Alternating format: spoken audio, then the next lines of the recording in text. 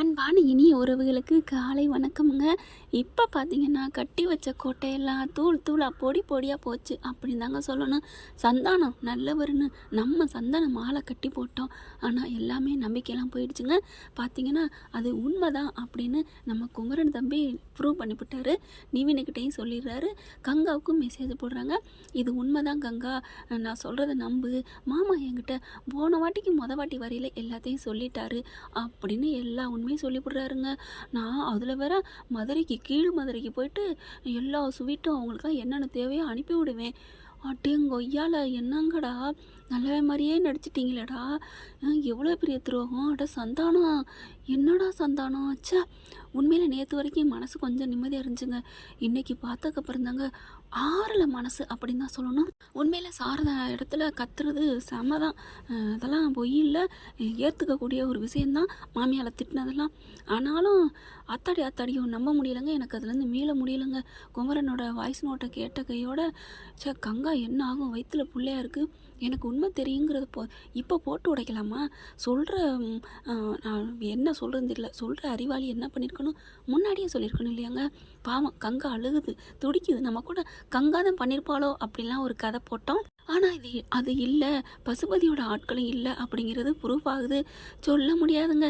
கதையில் என்ன வேணாம் ட்விஸ்ட் அடிக்கலாம். ஒரு குழந்தையே பிறக்காது ஹீரோயினுக்கு, கர்ப்பப்பையே இல்லை, எடுத்தாச்சு அப்படிலாம் ஒரு சீரியலில் பார்த்தோம். கடைசியை பார்த்தா ஒரு 10 வருஷம் கழிச்சு கர்ப்பமாயிட்டாங்க. மெடிக்கல் மிராக்கள், கடவுள் அருள் அப்படி இப்படின்னு சொல்லி கதையை மாற்றி விட்டாங்க. அந்த மாதிரி மாமா சொன்னதெல்லாம் பொய் அப்படின்னு சொல்லலாம். இல்லை குமரனையே யாராவது பிளாக்மெயில் பண்ணி நீ இந்த மாதிரி சொல்லு அப்படின்னு கூட சொல்ல வச்சிருக்கலாம். எப்படி வேணாலும் கதையை கொண்டு வரவாங்க. ஏன்னா இத்தனை நாள் சந்தானத்தை ஒரு இப்போ விஜய் கூட சொன்னார் பார்த்தீங்களா, நிவின்கிட்ட மாமாவை பற்றி ஒரு பெரிய இமேஜை வச்சுருந்தேன். அத்தையிலேருந்து காவிரிலேருந்து எல்லாரும் சொன்னதை பார்த்து ஒரு பில்டப்பை பார்த்து ரொம்ப நான் பெருமையாக நினச்சேன். என்ன நிவின் இப்படி ஆயிடுச்சு. ஆமாம் விஜய், நானும் அப்படி தான் நினச்சேன் அப்படின்னு 2 மருமைகளும் பேசிக்கிறது நல்லா தான் இருக்குது. ஆனால் ஒன்று என்ன அப்படின்னா, இந்த மாதிரிலாம் மாமனார் இந்த மாதிரி தப்பானதை வச்சுக்கிட்டா ஈஸியாக நாளைக்கு ஒரு சின்னதாக சண்டை போட்டால் கூட, நீ என்ன உங்கள் குடும்பம் பெரிய யோக்கியமா, உன் அப்பனே 2ஆம் தரம் வச்சுருந்தவன் தானே அப்படின்னு பல ஆண்கள் சொல்லலாம். ஆனால் விஜயும் நிவினும் சொக்க தங்கம் சொல்ல மாட்டாங்க தான். ஆனால் சந்தர்ப்ப சூழ்நிலை இருக்கிற பொண்டாட்டி மாருங்க வாயை கொடுத்து ஏதாவது கோபமாக நடந்துட்டா இந்த மாதிரி வார்த்தைகள் வரத்தாங்க செய்யும். இந்த மாதிரி பிறந்தவங்க வீட்டில் தப்பு பண்ணிக்கிட்டு யாராவது இருந்தால் காவேரியை விஜய்கிட்ட சொல்லி ரொம்ப ஃபீல் பண்ணி அழுதாங்க. என்னால் தாங்க முடியலைன்னு. காவேரி இவ்வளோ அழுதது ரொம்ப மனசுக்கு கஷ்டமாக தான் இருக்குது. இப்போ நிவினும் விஜயும் வெளியில் தான் நின்று பேசிக்கிட்டு இருக்காங்க. சரியான குளிரில் நின்று வெளியில் பேசிக்கிட்டு இருக்காங்க. என்ன பண்ணுறதுனே புரியலையே நிவின், எனக்கு ஒரு மாதிரியாக இருக்குது. எப்படி இந்த குடும்பத்தை அதுலேருந்து காக்க போகிறோன்னு தெரியலையே. இது எல்லாம் உண்மைன்னு குமரன் அண்ணன் என்கிட்ட சொல்லிட்டாரு அப்படின்னு விஜய்கிட்ட சொல்லி விஜயும் அப்படியே அதிர்ச்சி ஆகுறாரு. என்ன நிவின் இப்படிலாம் சொல்கிறீங்க? ஆமாம், என்கிட்ட அண்ணன் இப்போ தான் சொன்னிச்சு. அப்படியே அப்பா அப்படியே ஆச்சரியப்பட்டு போகிறாரு விஜய். பரவாயில்ல நிவின்னு, ஏதாவது ரகசியம் சொல்லணும்னா நம்ம குமரன்கிட்ட தான் சொல்லணும் போல இருக்கே, அப்படி கட்டி காக்குறாரே அப்படிங்கிறாரு. இல்லை நானும் கேட்டேன், சத்தியம் வாங்கிக்கிட்டாராம் மாமனார், இந்த மாதிரி யார்ட்டையும் சொல்லாத, நான் சீக்கிரம் சொல்லிடுவேன் அப்படின்னு சொன்னதா நிவின் சொல்கிறாங்க. அப்படியே விஜயால் தாங்க முடியல. இப்போ இதை தெரிஞ்சால் என்ன ஆகும் ஆண்டி? அதுவும் இல்லாமல் காவேரி எல்லாம் இப்போ அரைக்குறை சந்தேகத்தில் இருக்காங்க. என்ன பண்ணுறது? வேணாம் இப்போ நம்ம எதுவும் சொல்லிக்க வேணாம், கங்காவுக்கு தெரிஞ்சால் அம்பிடுதான் அப்படிங்கிறாங்க. அட போங்கடா கேனைங்களா, அது உண்மை. பொண்டாட்டிக்கு மெசேஜ் போட்டார், கங்காவுக்கு அந்த உண்மை தெரிஞ்சிருச்சுடா அப்படின்னு தானங்க சொல்லணும் ஃப்ரெண்ட்ஸ். அடுத்து அந்த பேசிக்கிட்டு இருக்கையில கரெக்டாக அந்த குடும்பம் வந்துடுது. அண்ணே ப்ரோ அப்படிங்கல, என்ன இது என்ன வருதுங்க தம்பி அப்படின்னு அடக்கொடக்கமாக வர்றாங்க. இப்போ பார்த்து அந்த குடும்பத்தை பார்க்கல அவங்க மேலே கோவமே எனக்கு இப்போ வரலங்க. உண்மையிலங்க எதுக்கு கோவம் வரும்? நம்ம நேற்று வரைக்கும் இந்த மாதிரி பொய் சொல்லிக்கிட்டு வந்துட்டுருக்காங்க பசுபதியோட ஆட்கள் அப்படின்னு நினச்சோம். ஆனால் இப்போ உண்மைதான் தெரிஞ்சோன்னே கோவம் எப்படிங்க வரும்? உங்களுக்கு எப்படி கோவம் வந்துச்சா வரலையான்னு கமெண்ட்ஸில் சொல்லுங்கள். அடுத்து எங்கெங்கே வந்தீங்க அப்படின்னு கேட்குறாங்க. இல்லை தம்பி, எங்களுக்கு தூங்கணும்ல, குளிருது, எங்கேயாவது ரூம் எடுத்தாங்கங்க நிவின்னு சொல்கிறாங்க. அப்புறம் நாங்கள் அவங்க பொண்டாட்டிங்கிறதுக்கு என்ன ஆதாரம்? வெளியில் போயிட்டா நீங்கள் ஏதாவது பண்ணுறதுக்கா அப்படி இப்படிங்கிறாங்க. காசும் இல்லைங்க எங்ககிட்ட அப்படின்னு சொல்லையில் உண்மையிலே பாவமாக தான் இருக்குது. அந்த அம்மா பார்க்கையில் நாங்களும் இந்த வீட்டு குடும்பம் தானே, நாங்கள் வெளில போகணும். அந்த பையன் மட்டும் ஆம்பளை மிடுக்குங்கிறத கோவமாக காமிக்கிறான். நாங்கள் இங்கே தாங்க இருக்கணும், நாங்கள் எங்கே ஒரு ஓரத்தில் இருந்துக்கிறோம் அப்படிங்கிறாங்க. அதெல்லாம் முடியாது, குடும்பம் பூரா வெளியில் வந்துடுது. எங்கடி வந்த அப்படின்னு சாரதா கத்துதுங்க. சரியான ஆளுங்க சாரதா. சாரதா முடியவே முடியாது, இந்த வீடு என் பிள்ளைங்களுக்கு தான் அப்படிங்கிறாங்க. உடனே அந்த அம்மாவும் அப்போ என் பிள்ளைங்களுக்கு நான் கொடுக்க ஆசைப்பட மாட்டேனா, அதனால என் பிள்ளைங்களுக்கு தான் அப்படின்னு அந்த பக்கத்து சண்டை போட 2 பக்கட்டும் தாறுமாறு தக்காளி சட்னி ஆக்கிக்கிறாங்க. நாங்கள் இப்போ தூங்குறதுக்கு மட்டுங்க ஒரு ஓரமாக படுத்துக்கிறோம், நீங்கள் ஒரு வேலையை பார்த்துக்குங்க, எங்களுக்கு எங்கே படுக்கணும்னு எங்களுக்கு தெரியும். ஹலோ சார், நல்லா காவேரியும் கத்துறாங்க. நீ பாருங்கள், நாங்கள் சண்டை போட வரல, எங்களுக்கு எந்த பிரச்சனையும் பண்ண வரல அப்படிங்கிறாங்க. ஆனால் நிவின் வந்துட்டு வெளியில் ஹோட்டலில் தங்குறதுக்கு காசு பிரச்சனைன்னு சொன்னோன்னே, உங்களுக்கு காசு பிரச்சனை நான் தரேங்க அப்படிங்கிறாரு. எங்களுக்கு அப்படி வாங்கணும் அவசியம் இல்லைப்பா அப்படிங்கிறாங்க. கொஞ்சம் அமைதியாக தான் பேசுகிறாங்க. அப்போ பார்த்து அதெல்லாம் முடியாது, உள்ளுக்கு இடம் விட மாட்டோம் அப்படிங்கிறாங்க. அந்த பையன் இருந்துட்டு அம்மா வாமா நம்ம ரூமுக்குள்ளே போவோம் அப்படின்னு உள்ளர போக டக்குன்னு எல்லாரும் போயிட்டு தள்ளி விடுதுங்க. சாரதா வரக்கூடாதுடி அப்படின்னு சொல்லிட்டு கோவமா உள்ளுக்கு போய் கதவை சாத்திடுறாங்க. விஜயும் நிவினும் பாவம் என்ன பண்ணுறதுன்னே தெரியலை, உள்ளுக்குள்ளே போயிடுறாங்க. போனதுக்கப்புறம் ரொம்ப ஹர்ட் ஆகுறாங்க.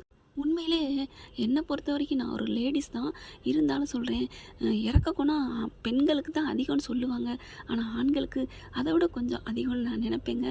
ஜன்னல் வழியாக பார்க்குறாங்க நிவின் விஜய், பார்த்துட்டு அவங்க குளூரில் நிற்கிற பார்த்துட்டு அத்தை பாவத்தை குளூரில் வாடுறாங்க.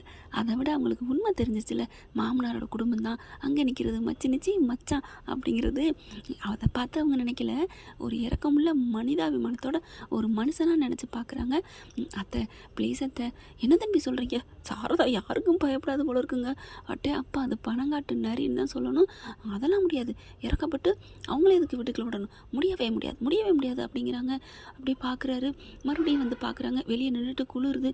அம்மா என்னம்மா பண்ணுறது, இல்லைடா போகக்கூடாதுடா, இங்கே இருந்தால் தான் நமக்கு உரிமை, அம்மா நம்மவே உடைக்கவா கதவை அப்படிங்கிற அந்த பையன். டேய் நம்ம சண்டை போடவில்லடா, அவங்க பக்கமும் பேசுகிறது நியாயம், நமக்கு எங்கே போகிறதுடா, பொறுமையாக இரு, நம்ம கொஞ்சம் பொறுமையாக தான் பண்ணணும் அப்படிங்கிறாங்க. அப்படியே நிற்கிற பார்த்துட்டு விஜய் போய் கெஞ்சுறாருங்க. அத்தை ரோட்டில் போகிற யாருக்கோ ஏதாவது ஒன்றுனா நீங்கள் பண்ணுவீங்கல்ல, நீங்கள் நல்ல மனசுள்ளவங்கன்னு எனக்கு தெரியும், ப்ளீஸ் அத்தை, அவங்க வந்து நைட்டுக்கு மட்டும் தங்கிக்கிட்டோம் அத்தை, இப்போவே குளிர ஆரம்பிச்சிருச்சு. கங்கா உடனே அதெல்லாம் முடியாது அப்படின்னு கத்துது. ஆனால் சரியான ஆளுங்க, கங்கா புருஷன் சொன்னதை யார்ட்டையும் சொல்லவே இல்லை, பேசாமல் இருக்குது, ஆனால் கண்டிப்பாக சொல்லிடும். ஆனால் காவேரி என்ன பண்ணுறாங்க, ஆமாம்மா அவர் சொல்கிறதும் சரிதாம்மா, குளிரில் அப்புறம் ஏதாவது ஆகி அப்புறம் மறுபடியும் போலீஸ் ஸ்டேஷனுக்கு போய் அப்புறம் நம்மதே ஏதாவது பண்ணிட்டாங்கன்னு அப்புறம் அதுக்கு ஒரு பிரச்சனை வருமா அப்படிங்கிறாங்க. அதே மாதிரி தாங்க அதுகளும் சொல்லுதுங்க, நாங்கள் போலீஸுக்கு போட்டுமா அப்படிங்கிற அந்த பையன். அடுத்து எல்லாம் அப்படியே நிவினும் விஜயும் கெஞ்சி கேட்குறதுனால சாரதாவுக்கும் கொஞ்சம் இறக்கம் வருது. இவர் பண்ண தப்புக்கு அவங்களையும் தண்டிக்கணும், அவங்க ஒரு 3 பேர் ஒரு உயிராக நினைங்க அத்தை, ப்ளீஸ் அத்தை, எவ்வளோ குளிர், கொடைக்கானல் குளிர் தெரியாதா, இந்த மாதம் எல்லா இடமே குளிரும், பாவம் இல்லையா, மனிதாபிமானத்தை பாருங்க அத்தை அப்படிங்கிறாங்க. நீங்கள் கோவிக்கிறதுனா மாமாவை தான் கோவிக்கணும், அவங்க என்ன பண்ணுவாங்க, உங்களை மாதிரி தானே அவங்களும் ஏமாந்து நிற்கிறாங்க அப்படி இப்படிங்கிறாங்களா. வேறு வழி இல்லை, சரி ஒரு ஓரமாக படுத்துக்க சொல்லுங்கள், ஆனால் காலையில் போயிடணும் எந்திரிச்சு அப்படிங்கிறாங்க. சரிங்க அத்தை, தேங்க்ஸ் அத்தை, இது போதும் அத்தை அப்படின்ட்டு பாவங்க. அப்படியே விஜய் துள்ளி குதிச்சுட்டு வெளியில் வராரு. உண்மையில் விஜய் வேறு லெவல்ரா, நீ செல்லக்குட்டி, நீ கிரேட்ரா அப்படின்னு தான் சொல்லணும். நிவின் அதே மாதிரி தான் துள்ளிக்கிட்டு போகிறாங்க சந்தோஷத்தில். 2 பிள்ளைங்களும் தங்கம் தாங்க சொல்லணும். வெளியில் கதவு திறக்கிற பார்த்துட்டு 3 பேர் அப்படி பார்க்குறாங்க, குளிரில் நடுங்கிக்கிட்டு இருக்காங்க. பார்க்குற உண்மையிலே பாவமாக தான் தெரியுது. நீங்கள் வந்து உள்ளர வந்து படுத்துக்கங்க அப்படிங்கிறாரு விஜய். உடனே சந்தோஷம், ரொம்ப தேங்க்ஸ்ப்பா அப்படின்னு சொல்லிட்டு வேகமாக உள்ளுக்க போகிறாங்க. நீங்கள் இதில் படுத்துக்கங்க அப்படிங்கிறாங்க. இல்லை நாங்கள் இந்த சோஃபாலே படுத்துக்கிறோம் அப்படின்னு பாவம் சோஃபாலே படுத்துக்கிறாங்க. அந்த பொம்பளையும் பாவமாக தான் இருக்குது பார்க்குறதுக்கு.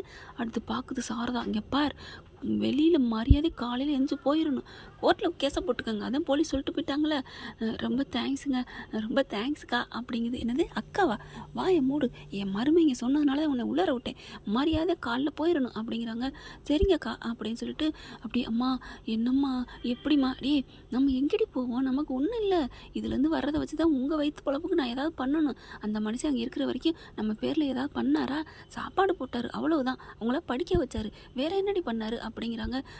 சாப்பாடு போட்டாராம், படிக்க வச்சாராம், அதான் பண்ணியிருக்காரு, அது பூரா எங்களுக்கு வர வேண்டியது தானே அப்படி இப்படின்னு இந்த சாரதா புலம்பிட்டு போகுது. உள்ளுக்குள்ளே போய் நிம்மதியாக இருக்க முடியல, அப்படியே அழுதுகிட்டே இருக்குது. போச்சே இந்த வீட்டுக்கு யாரெல்லாம் சொந்தம் கொண்டுட்டு வராங்களே, எவ எங்கே இருந்தவெல்லாம் இங்கே வந்திருக்காளே அப்படின்னு புலம்ப. அம்மா இருமா, பொறுமையாக இருமா, பார்த்துக்கலாம்மா, இனிமேல் எதுவும் நடக்க போகிறது இல்லைம்மா அப்படிங்கிறாங்க. விஜய் வராரு. விஜய் என்ன பண்ணுறாப்படி அப்படியே பக்கத்தில் வந்து உட்கார்றாரு. சாரதா கையை தோலை பிடிக்கிறாங்க. அத்தை என்ன அத்தை பிரச்சனை, விடுங்க, முடிஞ்சு போச்சு, இனிமேல் அதை பற்றி என்ன பேசி என்ன புண்ணியம், இல்லை தம்பி, இப்போ அவளுக்கு ஒரு பங்கு போகுதில்ல, என் பிள்ளைங்களுக்கு என்ன பண்ணுறது அப்படி இப்படின்னு கத்துறாங்களா. என்ன அத்தை நாங்கள் இருக்கையில் நீங்கள் இப்படிலாம் நினைக்கலாமா? அவங்களுக்கு என்ன இந்த சொத்தே போனாலும் பரவாயில்ல, எங்களுக்கு உங்களோட நிம்மதி வேணும். என்னை பொறுத்த வரைக்கும் காவேரி நீங்கள் எல்லாமே என் குடும்பம் அத்தை. இப்போ என்ன கங்காவுக்கும் யமுனாவுக்கும் பங்கு வேணும் அவ்வளோதானே. அவங்களுக்கு போக மீதி பாதி என்ன வருதோ அதை வேணால் இவங்களுக்கே கொடுத்துருவோம். நான் கொடுத்துட்றேன், இவங்களுக்கெல்லாம் எதுவும் வேணாம். உங்களுக்கும் நர்மதாவுக்கும் நான் பார்த்துக்கிறேன். என்ன இந்த காசு வருதோ அதை விட நான் 2 மடங்காக கூட தர்றேன் அத்தை. எனக்கு நிம்மதி தான் அத்தை வேணும், உங்களோட நிம்மதி. காவேரி சந்தோஷமாக இருக்கணும் அத்தை.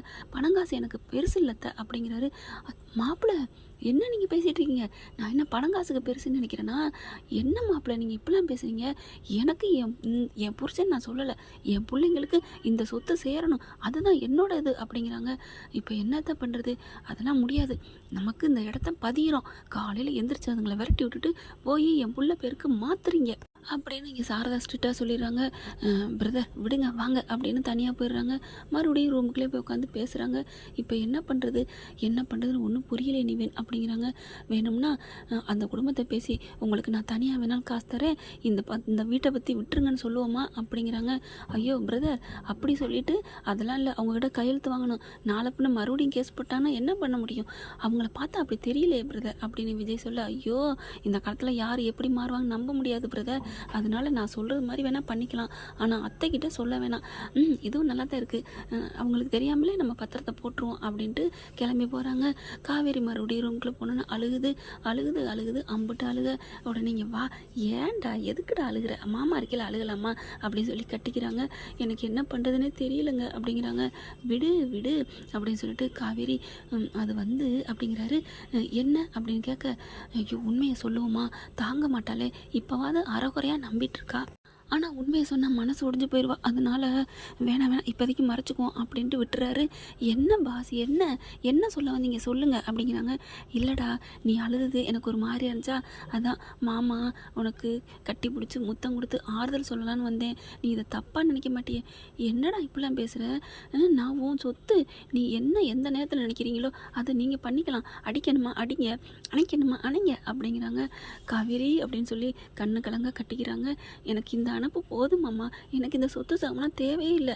எனக்கு அம்மா என் தங்கச்சி அக்கா எல்லாரும் நல்லா இருக்கணும், அவ்வளோதான் அப்படிங்கிறாங்க. அப்படியே காவேரியை விலக்கி விட்டுட்டு, காவேரி அப்போ இந்த மாமா நீனும் தாண்டா, என்னடா அப்படி, நீ நானும் வேற இல்லைடா, நான் என்பது நீ அல்லவோ, நீ என்பது நான் அல்லவோ அப்படி தானே சொல்லியிருக்கலாம். அப்படிங்கல உங்களை தனியாக பிரித்து பார்த்தா தானே நீங்கள் எனக்கு முக்கியம் அப்படின்னு தனித்து சொல்லணும். நான் அப்படி நினைக்கவே இல்லையே அப்படிங்கிறாங்க. பேச நல்லா கற்றுக்கிட்டேன், பார்க்கலாம் என்ன மாமா அப்படிலாம் சொல்கிறீங்க அப்படின்ட்டு. இப்போ நான் எப்படி ப்ரூவ் பண்ணணும் எப்படின்னா அப்படின்னு 2 கையும் விரிக்கிறாரு. என் மேலே விழுந்து முத்தம் கொடுத்து ப்ரூவ் பண்ணு அப்படிங்கிறாங்க. உடனே டக்குன்னு காவேரி அப்படியே அவங்க மேலே விழுந்து அப்படியே கட்டி பிடிச்சி முத்தம் கொடுத்துக்கிறாங்க. அப்பாடா இதுதான் எனக்கு வேணும். எந்த சூழ்நிலையிலையும் சரி, புயல் காற்று மழை எது வந்தாலும் சரி, என் பொண்டாட்டி சந்தோஷமாக இருக்கணும், அதுதான் இந்த விஜயோட பிறப்பே அப்படிங்கிறாரு. நான் ரொம்ப கொடுத்து வச்சவன்ல மாமா, நான் தான் கொடுத்து வச்சவேன் அப்படிங்கிறாரு. ஓகே ஃப்ரெண்ட், பார்க்கலாம் என்ன நடக்க போகுதுன்னு. இந்த பற்றி உங்களுக்கு பிடிச்சிருந்துச்சுன்னா அவங்க பொண்ணான கையில் ஒரு லைக்கை போட்டு சப்ஸ்கிரைப் பண்ணிடுங்க. Thank you friends.